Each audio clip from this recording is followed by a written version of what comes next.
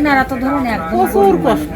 প্রচুর কষ্ট করেছে, অনেকগুলো তার ছেলের আশায় 3টে বাচ্চা মেয়ে হয়েছে, জন খাটিয়ে মানুষের বাড়ি কাজ করে, যে ওই যে মেয়েটা মারা গেছে ওর মা আমাদের সব বাড়ি কাজ করেছে, কাজ করে ধরেন লবণ তেল ঝাল চাইলা নিয়ে মেয়ে দুজনের খাওয়াই বাঁচাই রাখছে।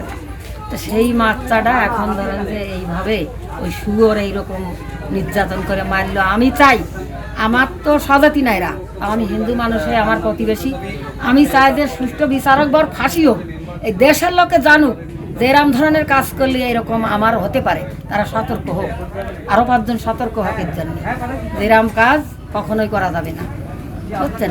কি নাম আপনার? আমার নাম বিজলি বিশ্বাস। হ্যাঁ? বিজলি বিশ্বাস।